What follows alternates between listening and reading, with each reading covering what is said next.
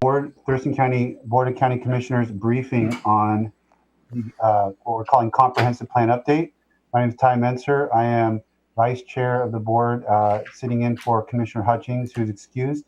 We have Commissioner Edwards, and who is in the boardroom, and County Manager Miro Chavez. And then we have 3 members of our CPED team, which is Community Planning and Economic Development Department. And that's Director Josh Cummings and Long Range Planning Director, did I get that right? Jennifer Davis and Maya Teeple, Senior Planner. So, Ramiro, do you need to frame it, or does this go straight to Josh? Just a quick update. This is a follow-up of the 2020, comp plan amendment.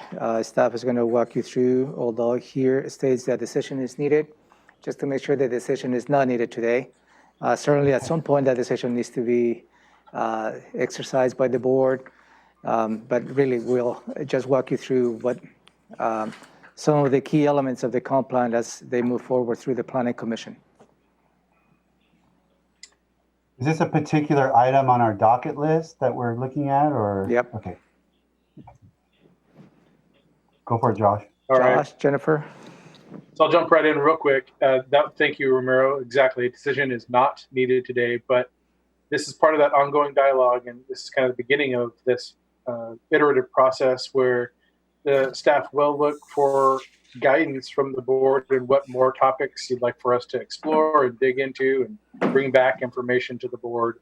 I've said it before, but I think it bears repeating that despite the challenges of our current era, Jennifer and her team, which their sole goal is to bring the community together, and bringing the community together right now is hard, harder than normal. And they've done a great job of keeping these topics on track, honoring the direction of the Board of County Commissioners and working through those docket items that you prioritize. And I just wanted to again say that thank you for that prioritization, and know that this isn't the end. This is the beginning. And going forward in this iterative back and forth process is how this is supposed to work. So know that we're here for you to help you make a decision, facilitating the conversation with the community. But on top of that, staff has also done an amazing job of cross-referencing the bigger picture to provide you their perspective on how you could potentially make informed decisions. But wanted to just start off with saying that good team, thank you for the direction. Take it away, Jennifer.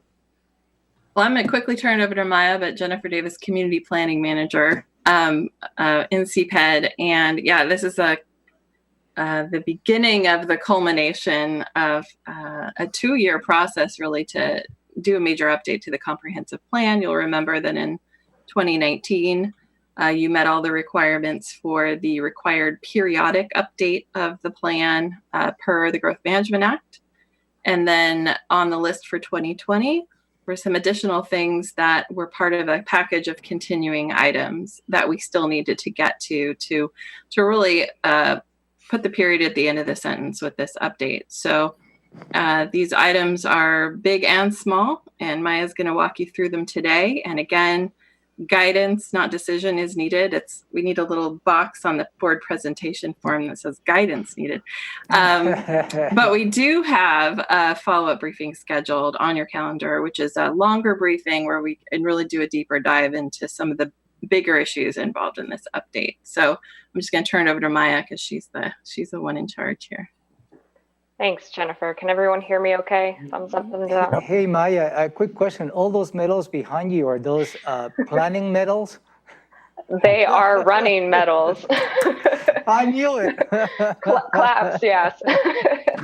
And that's probably about all I'll get. I'm done doing it. So I'll jump right into the presentation. I have a brief presentation about the 2020 Comprehensive Plan update, and I'm going to go ahead and share my screen.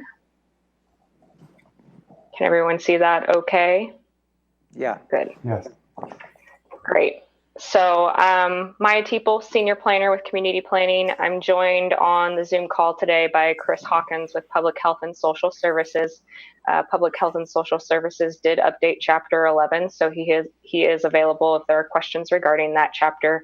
But we'll have a presentation and then time for questions at the end of the work session today. Let's see if I can get it to change slides. There we go. So today we're talking about the 2020 Comprehensive Plan update. And as Jennifer mentioned, these are the continuing items. So today I will provide a very high level overview. We're not going to get into the weeds and the details of everything, but just kind of wetting your palate. And if you have questions and what ideas and concepts you need follow up on. So that's what today's discussion is, an introduction. And if there are components that you need more information on in order to move forward with this. I'll go over the Planning Commission recommendation on these items. We have finished the Planning Commission process, and there is a recommendation that I'll talk about today. And then I'll go over the next steps for the 2020 Comprehensive Plan update as well as timeline. So the goal of today's briefing, as Jennifer mentioned, we're not really seeking a decision. It's more of a direction that we're seeking. So today is the board's first work session on this item, the first formal work session on the Planning Commission recommendation. There will be others, as Jennifer mentioned, and we're looking for what more information does the board need in order to move forward with the 2020 Comprehensive Plan update. Little bit of background about the comprehensive plan. So every 8 years, the county is required to conduct a periodic update. And that's the very big update that covers the whole comprehensive plan. We actually completed the formal periodic update last year with the adoption of the comp plan in 2019 in November. And that was what we referred to as the core items. So with that, there was an update of the population data, an update of the employment forecast data. It reflects changes that have occurred in state law, and then there's other items that get updated as needed throughout the chapters. So it's the bigger refresher. That periodic update is complete, but every year the comprehensive plan can be amended. So once a year, the county has the option to amend the comprehensive plan, and that includes amendments that are on the comprehensive plan docket. So in the bottom right hand, sorry, that distracted me. In the bottom right hand screen, you see the orange and yellow docket that was adopted earlier by the board this year in April, I believe, end of April. And all of those items are the individual items that could be adopted once a year. So this topic that we're talking about, the continuing items, is included on that docket. I do want to talk about the scope of work of the comprehensive plan. So we have core and continuing, and this jumps back to May of 2019, where we separated the periodic updates so we could complete the required elements, which are the core elements. The core, the left side of this slide, was complete in November 2019. So all of that has been adopted, and that fulfilled the periodic update requirement for Thurston County. The continuing items, which are on the right side of this slide, are the items that were separated out to allow for additional time for board review, for more public comment opportunity, and a little bit more time to move through that process. So today I'm bringing to you the highlighted items on this continuing side, and that includes the mineral lands update, the long-term forestry update, park strategy and level of service, and then the health chapter, as well as some amendments to the Thurston County Code for mineral extraction. So there are a lot of other items on this continuing side. I do want to acknowledge that the joint plans, we have assigned a staff person to that, and they are being worked on, so they're ongoing. And then the code amendments, we had a process improvement in CPED, so many of these code amendments can be processed separately from the broader comprehensive plan. So a lot of these items are on the development code docket now and are being processed independently. ADUs just came to the board recently, so those items are moving forward, and separating that has really allowed for those items that were ready to move forward. So what is included in the 2020 comprehensive plan update, or the continuing items? This is under comprehensive plan docket item 1 on the 2020-2021 official docket. There are 4 main pieces to this update, and those are mineral lands, long-term forestry, Parks, Strategy and Level of Service, and then Chapter 11, our Health and Human Services chapter. So those are the pieces that we'll be talking about today. Again, just a high-level overview, and we do have a follow-up briefing scheduled if the board would like more details on any of these items. I do want to go over the hierarchy of where the comprehensive plan sits in relation to some other documents. So the comprehensive plan is guided by the countywide planning policies and also by the Washington State Growth Management Act. And that state law and those countywide planning policies do feed into how the comprehensive plan is developed. But the comprehensive plan feeds into a lot of different documents at the county. That includes zoning and development regulations. So how do we enforce this at the site level? Sub-area plans and also joint plans. The comprehensive plan has 12 different chapters, and there are 3 chapters that are primarily being updated as part of this round that is in front of you right now. Those 3 are the natural resources chapter, the environment chapter, and then the health chapter. There's a couple other chapters that have some minor updates. For example, introduction, land use. There's a few verbiage changes in Chapter 6, capital facilities, which is related to the parks update. So there are other chapters included in your packet, but the big ones are Chapter 3, Chapter 9, and Chapter 11. So what is the role of the comprehensive plan? It guides development regulations, it guides capital facilities planning in Thurston County, it guides site-specific land use permit applications, and then other related plans like sub-area plans and joint plans. It's also used to guide county programs, so there may be programs that are affected by the policy that is implemented in the comprehensive plan. And others also use this document. So the public uses it as information. It provides information to public and private entities. And you'll see throughout the plan that generally the policy language uses should rather than shall. So a lot of the policy language is not a hard and fast rule. It's not regulatory like the development code, but it is encouraged. So that's where we get the should versus shall.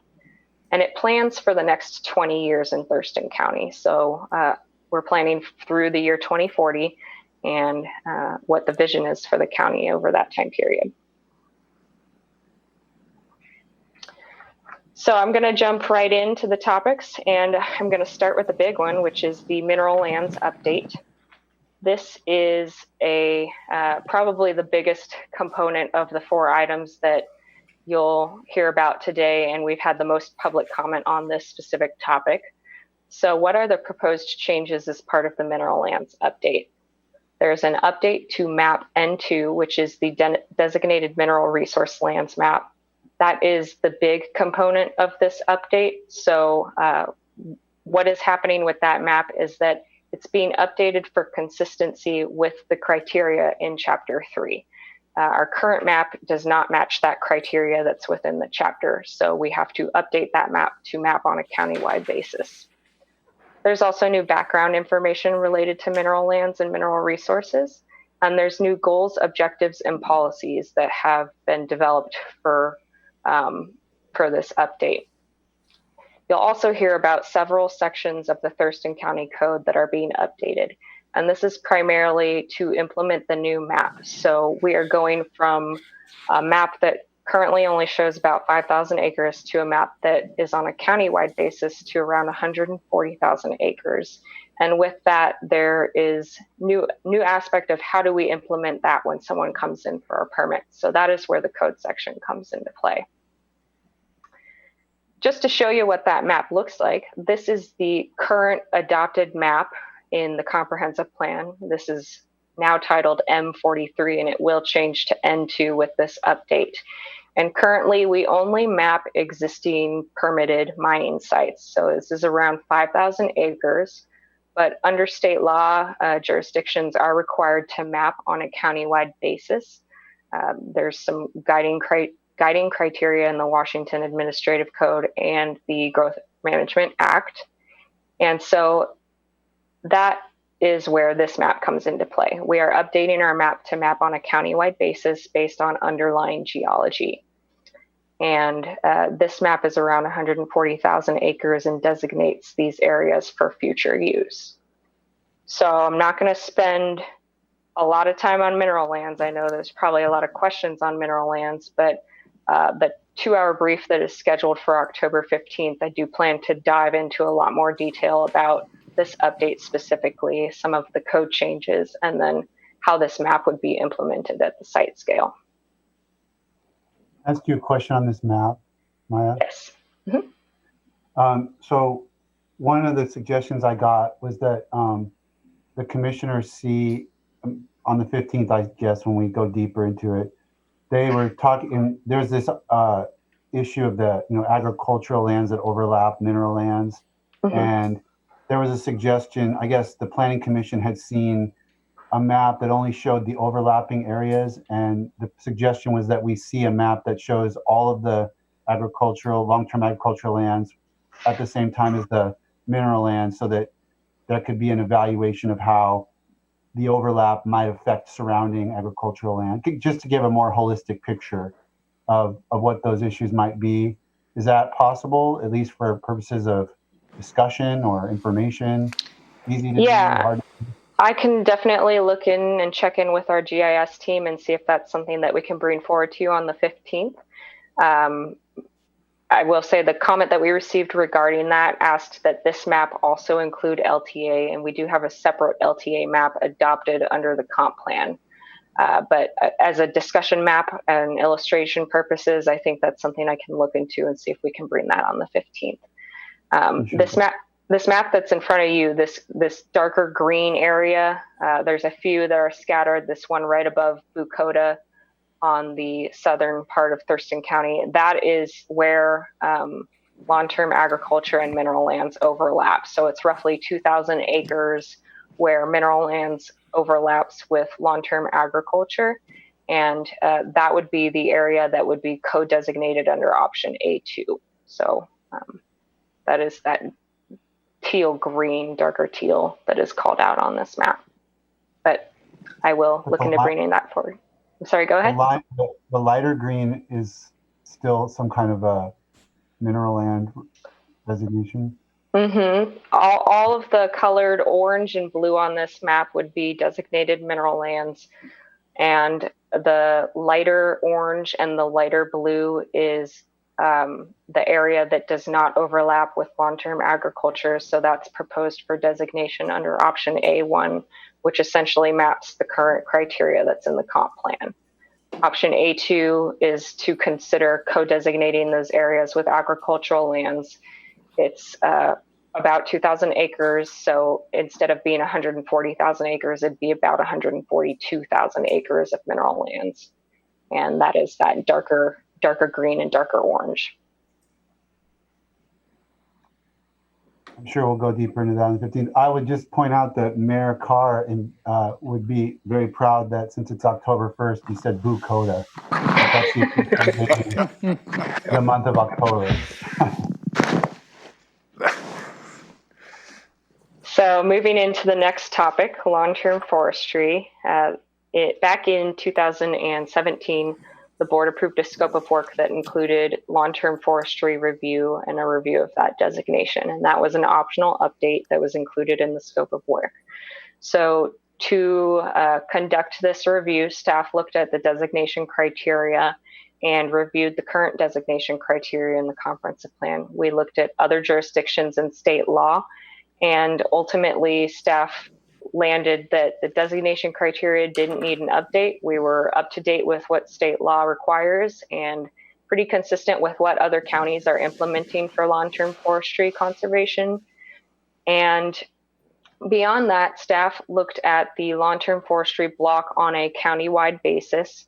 So this was done with an aerial review of the imagery and the zoning overlapped. And 7 properties on the fringe areas were identified that had a use that was other than forestry. And staff identified those as possible sites that could be proposed for a land use change, along with a zoning change and de-designation from the long-term forestry commercial significant lands. So what are the proposed changes related to long-term forestry? There are no proposed changes to the designation criteria. As I mentioned, that's up to date with state law, and it's fairly consistent with what other counties are doing. There are 7 parcels that amount to roughly 173 acres that are identified as potential removals from the long-term forestry designation. And the proposed rezone and new land use amendment would be to rural residential resource 1 to 5. So just to show what that looks like on a map, there are a couple red callouts scattered throughout the county, and these are the parcels that were identified as possible removal from the long-term forestry designation area. And again, it's a pretty small amount. It's 173 acres for all 7 of these parcels. But there's a block of 3 up north of Highway 8. There's a small block of 1 that's located near the Capitol Forest. There's 1 parcel that's located on the south portion of Capitol Forest here. And then there's 2 parcels, F and G, that are located just south of Rainier. Can you explain this again? So this is something that's zoned long-term forestry, but you've identified it as maybe it's not forest, or it needs to be used for something else, or what? Right, you have the gist of that correct. So long-term forestry is a designated area, just like mineral lands and agriculture. It's designated for long-term commercial significance. So all of this pale green is our forest lands of long-term commercial significance in Thurston County. And then this lime green area is the agricultural lands of long-term commercial significance. Staff did a aerial review of the imagery overlaid with the zoning and identified a couple of the parcels that had a use other than forestry. This was just based off of aerial review. Then we looked into the other criteria and how these parcels held up. Some of those criteria included size, current use, forest grades, block size. Is it the broader area? Does it amount to a certain acreage? And staff identified these as possible removals from the designation. I will say that most of these parcels met at least half of the criteria under the designation criteria. So we can provide more detail on that if the commissioners are interested. But yes, you have the gist of that correct. We identified these 7 parcels as possible removals from the designation.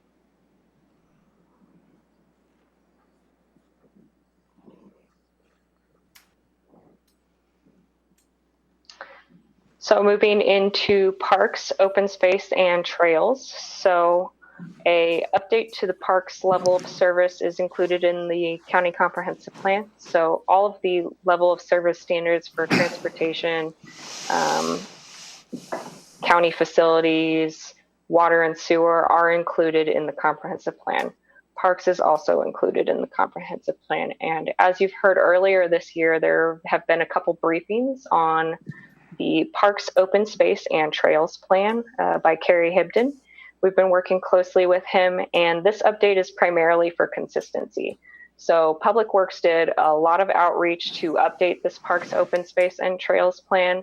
They held stakeholder meetings and did the work associated with determining what the new level of service should be. And then community planning is updating our comprehensive plan for consistency with what they found. So what does that look like? This is a small update to Chapter 9, but the proposed level of service is 3.0 acres of parkland per 1,000 persons, and also a per capacity level of service as described in the Parks Impact Fee Study. The current acreage of parkland in Thurston County is 2,578, and the amount of developed acres is around 972. So for the comprehensive plan, when you take that into consideration of level of service, you would need around 1182 by the year 2040. This uses the population projections that are in the comprehensive plan. And that means that we'd need 210 additional acres of developed parkland by the year 2040. So this is really a consistency update with the work that Kerry Hibden and the Public Works team have done to update the parks plan. Ty, could I jump in there? Yes. Yeah, go ahead, Commissioner. On your park and open space, that 3.0 acres per 1,000, is that a guidance from the Growth Management Act, or what is it? That's not guidance from the Growth Management Act, so we are required to have a level of service according to the Growth Management Act. The 3.0 acres per 1,000 comes from a lot of the review that the Public Works did. So they looked at what other jurisdictions are doing. They pulled data from use, and then they did community outreach. And I could get more specifics on what went into this update, but the level of service that has previously been in the comprehensive plan was 3.5 per 1,000. So this is a slight decrease, and then per capacity as described in the impact fee study. And then do they just count county-owned parks, or do state parks, federal, does it all get counted towards that acreage per person? So the developed acreage and the additional acreage needed uses county parks only. And is that standard as well around the state, that they don't take into consideration the other parks that are available? Yeah, I can double check with Carrie Hibden, but that is standard. That is the way we've done it in the past. And I'm recalling a discussion that I had with him about why we do that, but I can't remember it off the top of my head. So I can definitely bring more information on that back to you. I mean, just at some point, so that we're consistent with other jurisdictions around the state. Thanks. Great. Yeah, it's a good question. So moving on to the health chapter, this is chapter 11 in the comprehensive plan. This chapter is the last chapter that was not included in last year's update. So this chapter gets a wholesale update. You'll see a lot of red line in the version if you look at that version, but it's had a broad review. It's had many revisions, and community planning has worked with public health and social services, PHSS doing most of the work on this update. I will say the major changes for this update, while it's kind of a broader update, there's new current conditions and data included in this chapter. There's new information from Sustainable Thurston and also from Thurston Thrives. There are updates for consistency with the Thurston County and local health strategic plans. And then there's several policy updates. So there are new goals and objectives and policies specifically in the area of access to health services, which is under Goal 1 in the version that was included in your packet. And there are also new objectives and policies added for how Thurston County addresses substance abuse in Goal 7. That was something that came out of our Planning Commission discussions as well. And finally, this chapter has several formatting changes, so it's consistent with the rest of the comprehensive plan. Public health priorities in relation to Thurston County growth and development. So in the strategic plan for 2019 to 2020, Thurston County aims to improve all the health outcomes for all residents, improve community health, wellness, and safety, and support environmental health and climate stabilization, to name some key initiatives related to public health. The health department has further elaborated on these in their own strategic plan, and those are to protect human health. For example, human health threats caused by contamination and environmental health hazards, to promote healthy behaviors. An example would be to support prevention and treatment related to mental health and substance use, and also to support well-being. An example would be prevent and reduce homelessness. There's 3 main health domains that link to the community's growth and development and are included in the chapter because it relates to the broader comprehensive plan. Those would be access to medical, dental, and behavioral health services, environmental public health, protecting the environment and reducing pollution. That has a lot of overlap with Chapter 9, which had a bigger update last year. And then healthy living and chronic disease prevention through nutrition and physical activity, and also reduced substance abuse. Questions on the health chapter? I do want to give Chris a moment. Chris, do you have anything you want to add on this chapter or the update to it? No, I think you covered it well, Maya. It's been a good long process to get to this point of having an updated health chapter, health and human services chapter in the comprehensive plan. Excited that we're putting in vaping in the substance use set of goals and policies and objectives. We also are really pleased to be able to recommend that new access to health services part of the chapter. That was in the background and context in the original chapter adopted back in 2013. And now it's got policies and goal and policies and objectives to match that. So we're really pleased with the way this has turned out. Thanks, Chris. So that covers the 4 main topics that are part of the 2020 Comprehensive Plan update, which is before you and included in your packet today. I do want to take a moment to touch on the public comment that we received for the Planning Commission. For the Planning Commission public hearing, we received 8 oral comments the night of the hearing and also 52 written comments in preparation for that hearing. 40 of those comments were on the mineral lands update. There were a range of things noted, quite a range of support for different options. The most common theme was support for option A1, which is to not co-designate mineral lands and long-term agriculture. But there were another number of other comments that we received on mineral lands. We also received 10 comments on parks. All of those comments were on the Spooner Farms site and whether or not it should be used as a park. This is a City of Olympia project, so it's not related to the comprehensive plan update. And I did respond to those folks, letting them know how they could contact the City of Olympia for their concerns related to that project.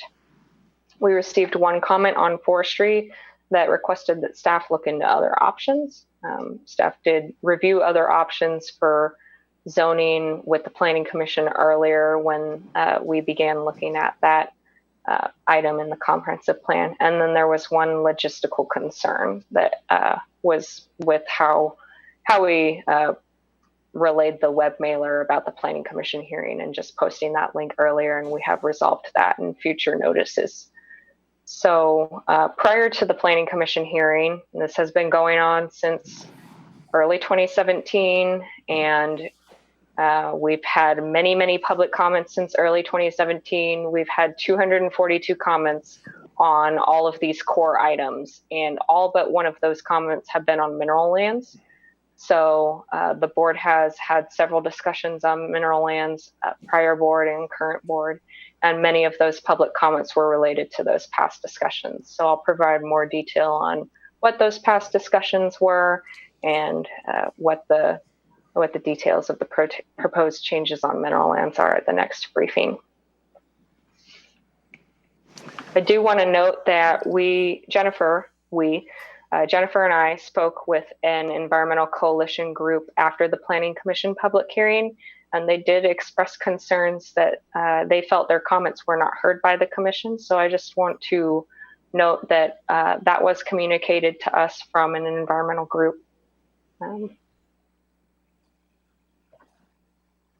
I guess my follow-up, how come they felt that they weren't listened to, I guess, Maya? They didn't quite expand on that, but I think it had to do with the Planning Commission's recommendation and all of the comments that they had submitted. So, Can you say what group you met with?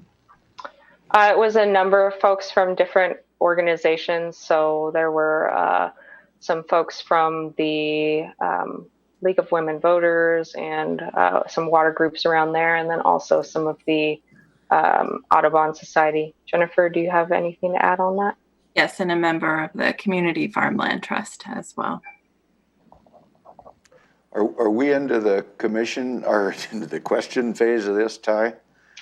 I have Not I'm sorry, yet? I have Maya, Okay. go ahead. So how much Great. more do you have on your formal? I have 3 more slides, and then we can open it up for broader questions. So. Okay. Let's go. Let's do that. So Planning Commission recommendation. On September 2nd, we did receive a Planning Commission recommendation for approval of the 2020 Comprehensive Plan update. And there were lots of options presented to the Planning Commission. They recommended option A2, which is to co-designate mineral lands and agricultural lands of long-term commercial significance. Option C1, which is a code change, and that would maintain the current language that has a plat resource use notice at 1,000 feet. They recommended option D3 as amended, which would allow expansion of existing mines onto undesignated mineral lands, including within that 1,000-foot separation distance from urban growth areas and parks, and also allow for new mines within the 1,000-foot distance of parks up to an existing barrier, or when a park was donated by an operator. They recommended option E2, which is if any amount of a parcel has some portion of it colored on that map, then the whole parcel is eligible to apply for a permit. And related to forestry, they recommended option F2, which is to amend the land use and zoning of all of those 7 parcels. That's roughly 173 acres. That would amend the zoning from long-term forestry to rural residential resource 1 to 5, and respectively remove them from the long-term forestry designation. So that's a mouthful. These numbers, I mean, these are option codes that we're going to see as well, or I mean, that doesn't mean option A2 doesn't mean anything to me at this point. Yeah, I can. All of these except for F are mineral lands. So I can provide more detail on what all of those options were originally at the next briefing, or if we have time, I can pull that up today at the end of this presentation. But there were a lot of options, and the way they were structured, I did a letter and then numbers 1, 2, 3 for the options that were associated with each topic. But most of these are mineral lands. The F options are related to the forestry update. So if we have time, I'm happy to pull that up for you at the end. So quick question on the option D3 as amended. The only amendment is the striked out language? That's correct. So originally the code language stated that a new mine could occur if a park was donated by the same operator. Right. But the Planning Commission recommended that we strike out the same and let it be any mineral lands operator. So the proof of burden is on the operator to provide that proof, but it could be donated by someone other than who's applying for a permit. Thank you.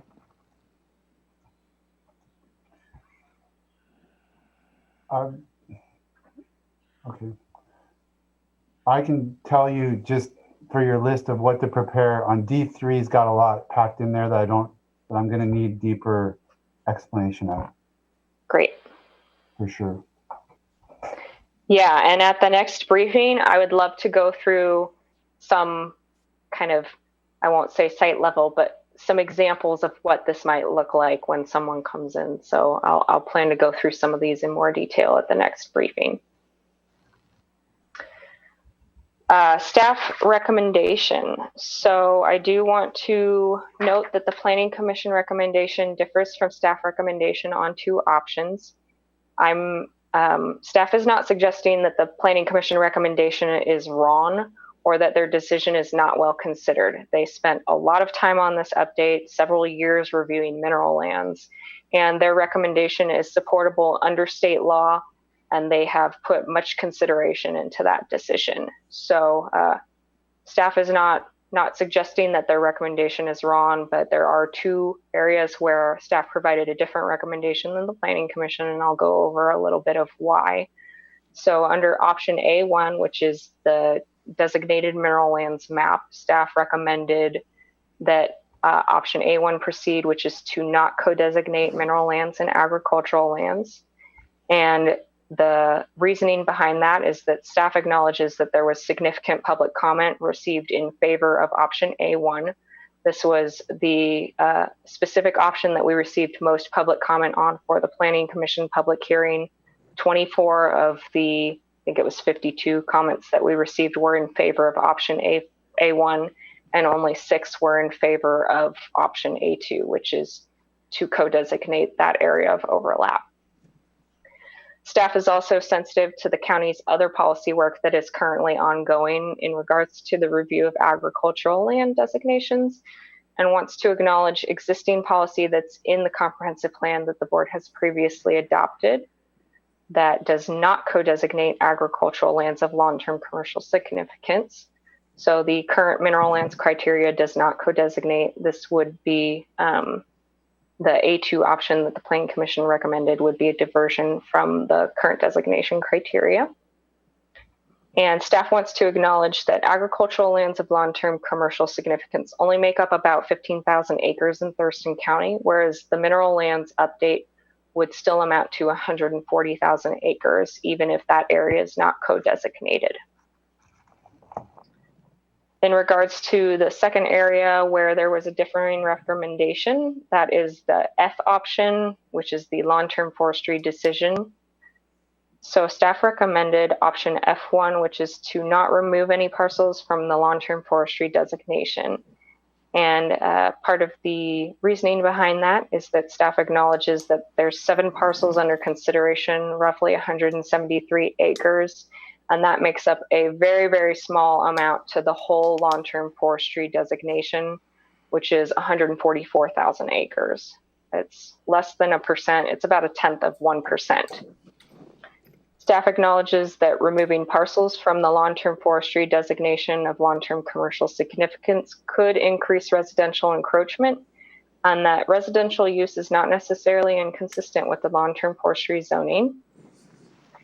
Staff recognizes that the Comprehensive Plan and the Growth Management Act support protection of these lands. And staff wants to acknowledge that there was not any substantial public comment that was received in regards to either of these options at the Planning Commission hearing. So neither F1 nor F2. Questions about this slide in particular before I move on to the options and the direction that staff is requesting? I guess, Sure. yeah, I guess I'd just ask if you differed and there wasn't any comment on it, I guess I'm trying to figure out why you differed with the Planning Commission. Right. As I mentioned, there is a very small amount of land that is proposed as a change. It's around 173 acres, so it's about 0.1%. And then removing these parcels from long-term forestry could potentially increase residential encroachment. There's a lot of language and policy that's in the comprehensive plan and also in state law that supports protection of these lands over the long term. So the goal is to plan for the 20 years out. And, you know, as I mentioned, we're not suggesting their recommendation is wrong. This is just an area where there was a different suggestion. So, but I did hear that you were thinking that everything they were proposing was defensible, I guess, is that? That's correct. Staff believes that all the options in front are supportable under state law. And I guess the opposing position maybe that staff put in or recommended, that's also defensible, I take it. That's correct. So both sides, if you will, of an issue, I guess, are defensible, right? Correct. Whichever way it happens to go, it isn't going to affect anything as far as getting us into a pickle with the Growth Management Act or anything. Is that right? That's correct. Is it a personal preference that, and maybe more knowledge that staff has over what the Planning Commission members have? I'm just trying to figure that out, the difference. Yeah, I'll take that, Maya. I mean, I think ideally we want to come to you with we're all on the same page. And I think in this case, it's just about for the forestry piece, there's sort of an absence of a compelling argument to make a change to de-designate 173 acres from long-term forestry designation. I think in that case, staff felt it was a duty to just point to the existing comprehensive plan policies and objectives that are already adopted, that is really about encouraging and protecting long-term forestry opportunities and to protecting those lands from residential encroachment. So you can go in either direction, and that's up to the board, always up to the board. We'll always be there to point out if there are like legal risks. I think in this case, the legal risks aren't there. It's just a matter of policy preferences and putting all of the options on the table for you to consider. And can I jump in, Commissioner? Go ahead. I might also add on option A1, if you'll see, they might have touched on it in the end there. Staff is considering kind of the bigger picture of other items that are coming down the pipe for the commissioner. So kind of looking around the corner for you in terms of the community-driven review of agriculture, where the Planning Commission scope was a little more narrow in that topic. So I would hesitate to say that the positions aren't in opposition to each other. They're just different choices. I guess I would ask, is there limiting financial gain to parties? Does that play into it, or development rights? I mean, did we talk about maybe to protect it, purchase the development rights that go with it or something, rather than just zone it out of feasibility for development? I don't know if that's proper or not, but did that come up or not? I'm not against protecting property. I am against taking property without compensation is all. Did that even come into the equation? So the proposal for the forestry designation, the co-designation of mineral lands and agriculture doesn't, I think, relate necessarily to your question. The forestry change would be a change of zoning from a current zoning district that has less development potential into a zoning district with more of a development potential. So that's the change that is contemplated here. And so I can't speak to whether that was a specific consideration of the Planning Commission. I think from a staff perspective, I think we're just trying to apply the adopted policies and objectives in the comprehensive plan when we analyze the potential impact of that change on long-term forestry lands. I mean, the only reason I bring it up, it seems to be such a small amount of acreage in the scheme of things.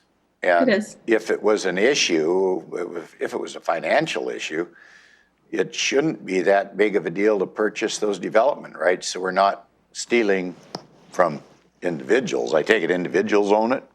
I don't even know. Yeah, those property are owned by individuals. They can currently develop their lots as they are zoned now. But the change the Planning Commission recommended would allow for more development on those lots. So it's not a factor of purchasing the rights from them. They can currently develop their lots. A lot of those lots have development on them. It would just allow for a higher density if they were rezoned to the RRR 1 to 5, residential resource 1 to 5. And what are they? What is it now? 1 to 20 or something? What? It's long-term forestry, and I believe the density is typically 1 to 40, but it can be smaller. Some of these parcels are between 5 and 10 acres, so there are smaller lots, and subdivision is a limitation of the long-term forestry zone. So that is something that is currently applied to these lands. Was there any, did any discussion come up about purchasing development rights or anything from individuals if this is that sensitive of an area? Not purchasing of development rights, because a lot of these lots already have development on them. A lot of these lots have single family residences on them. So, and also, I have to intervene here. The two staff recommendations are to preserve the status quo. So it's not like we're changing something that's taking something away from somebody that they already have. In both the the co-designation issue and the forestry zoning issue, the staff recommendation is to keep it the same as it is now, right? That's correct, yes. So there would be no issue of, oh, we're doing something that's hurting somebody's, something that they thought they had and now they don't. Okay, we have about 10 minutes. I wanted to throw a question in, if I could, give Commissioner Elzer a few time. So going back to your original, when you were laying out I want to tie something that you mentioned to a policy question that I've kind of always had. Going back to your original hierarchy of the law and what the comp plan is and isn't, and should, not shall, or shall kind of thing. And if we apply, yeah, go forward there. Yeah, the hierarchy and then go forward one. Yeah, and how others use it. Comprehensive uses should, shall, informs the public, how we use it. So applying this scheme to something like Spooner, because I got some community input that says, why are we allowing the Spooner conversion from agricultural land to a park when we have a comprehensive plan policy or some kind of policy that says no net loss of agricultural land? And I know that's not, set in stone, and I know we don't own that parcel. I didn't know how to respond to those citizens. So I guess that's why I'm using this opportunity to bring this up, because you touched on both pieces of it. The plan itself. How do I respond to citizens in terms of how does our comprehensive plan control what our permitting department would do with a proposal in the UGA that's going to essentially take a bunch of farmland offline when we've got a policy about preserving farmland? So the land use and the zoning determines what can occur on that property. And on that property in particular, I believe it's not agriculturally zoned. So agriculture can occur outside of that zoning, but it is zoned for a different use. I can't remember if it's residential or commercial, but I think it's a high density residential zoning. So it really does come down to permit issue, what can be applied to that land under that zoning code. That land use and that future land use allows for both agricultural uses and for park uses and for even residential uses. As far as the policy goes and should, not shall, that ag specific policy that says no net loss, the county hasn't worked through what exactly that looks like in action. So no net loss does not necessarily equate to just acreage. It also equates to productivity of the land. We could look at a number of different metrics, and staff is looking at a little bit more detail of what that looks like. So it's not just acreage. It considers a variety of things. If I were responding to this, I would say that if this citizen thinks that we failed, let me put it this way, then what we failed in doing is allowing for non-agricultural, like we should have zoned that property differently if we wanted to keep it, agriculture forever or agriculture for, we shouldn't have allowed the multiple uses within the zoning if that was the goal. Yeah, and I'll go back to the long-term ag and the long-term forestry, which, if I can pull it up on this map, that is really the intent of these areas, is to protect agriculture and to protect forestry for the long-term use, looking out over the next 20 years and beyond that. So these areas in green, that is really what the intent under GMA and under the county comprehensive plan of these lands is, to protect them for the long term. The Spooner property in particular is located within the urban growth area. So you have these competing uses. We do have agriculture that occurs in urban growth areas. We do have agriculture that occurs in areas that are not designated for long-term commercial significance. But as we know, the comprehensive plan also encourages growth in the urban growth areas. So you have competing uses here. But the property is zoned for residential. It's within the urban growth area. The comprehensive plan designates that area for growth. So, it's a balance of different uses. Yeah, related to the Spooners property, I live nearby, and at some point, it was a proposed significant residential development in that property. And that's when the city of Olympia purchased, in essence, the land is the development rights. As you may recall, commissioners, you got some public testimony from a citizen related to how come the city of Olympia pays so much money where the assessed value of that property was not even close to how much the city of Olympia paid for that property. What it was missing in that comment is that the city of Olympia paid for the development rights because it was the highest and best use. And the highest and best use of that property was residential development. And another part of the answer, just to finish the answer to my question, that I heard Maya say is that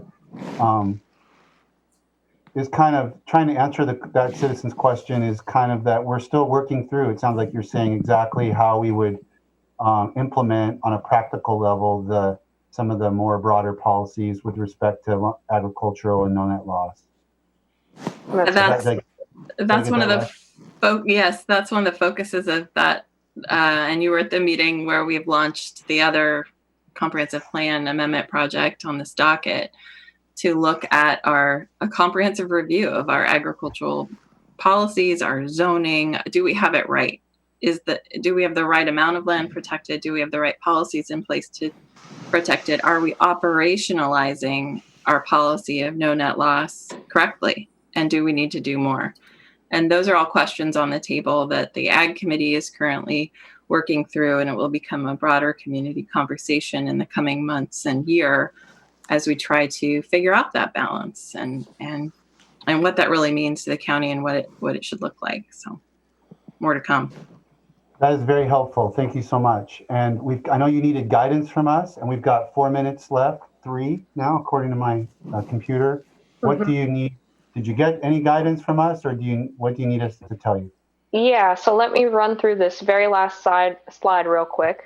We have another briefing scheduled for October 15th. It's a 2-hour briefing, and most of that I'll be going through the mineral resource lands. But if there are other topics that the board wishes to have more information brought back to them, please let staff know, and we can bring that for that board briefing. The direction that staff is looking for is basically, what more information do you need before you direct staff to set a public hearing? So there's 2 options before the board. Option 1 is after that October 15th briefing, you direct staff to request the public hearing. That leads to a goal adoption date of these elements before the end of the year by December 2020. Option 2 is as many briefings as the board needs. We need additional time after that October 15th date that looks at carrying this update into 2021. So since we can only amend the comprehensive plan once a year, we'd be looking at adoption in late 2021 if that is the case. At this time, staff recommends moving forward all of the options, the full set, not just the Planning Commission recommendation, to a public hearing, whether that be under option 1 or option 2. And that's because we received so many public comments on a wide range of those options, and also to allow those forestry landowners an additional opportunity to provide comment.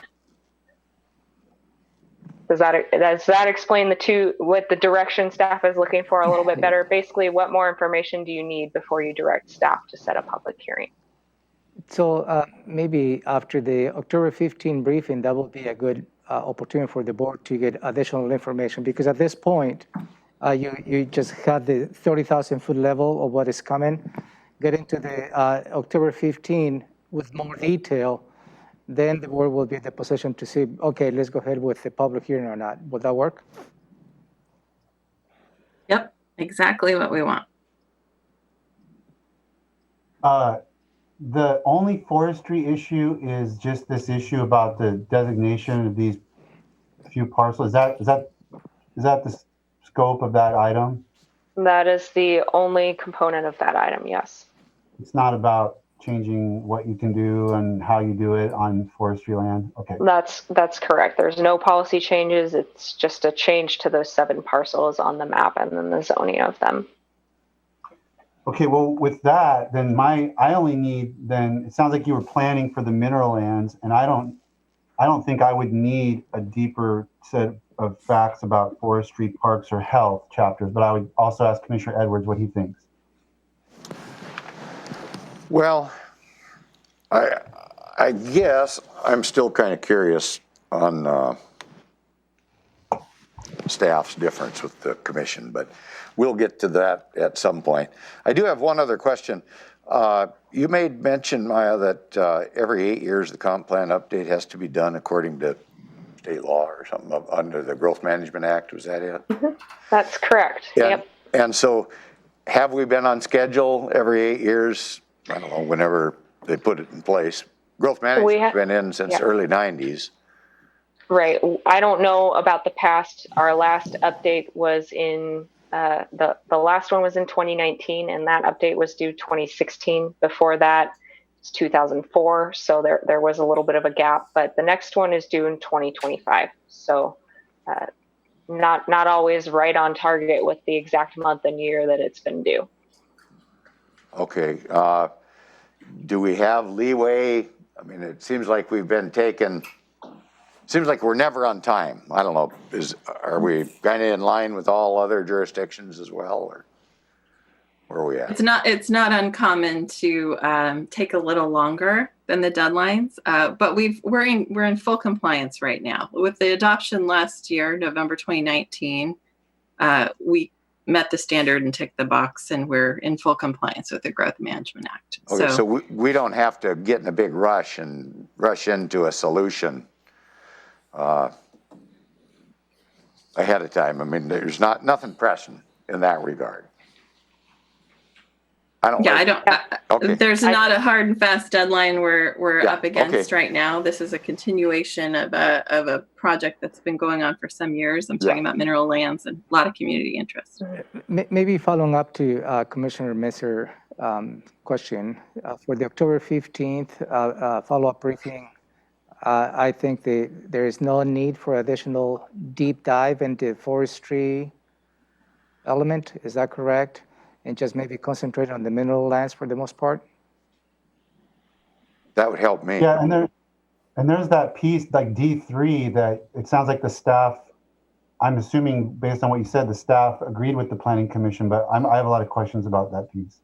Yeah, I can absolutely walk through that for you on the October 15th briefing. So. On the October 15th, we'll have 2 hours. So, and then after that, then we'll ask the commissioners whether they'll feel comfortable to ask the staff to set the public hearing.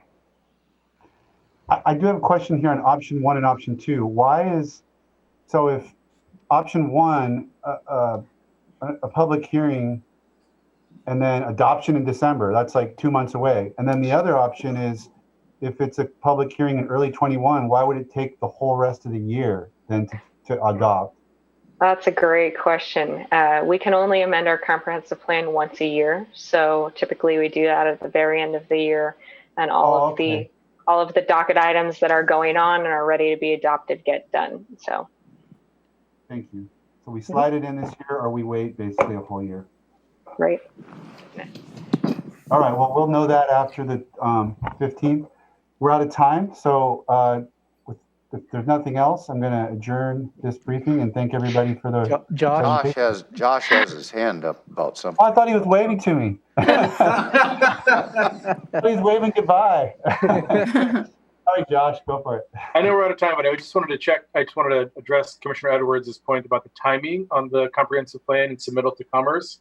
The direction that the board has provided and the work that the staff has done, that's exactly what got us back on track. So we're back on the tracks. The train is on the tracks. The goal is to not have that delay happen again. Making these decisions in a timely manner, not rushed, but in a timely manner, keeps us on that track. So you're living a success right now in the direction that was provided. Okay, thank you. Thank you, Maya. Thank you, Jennifer. Now I'm waiting. Thank you. Thank you. Thank you. Bye. Bye. All right.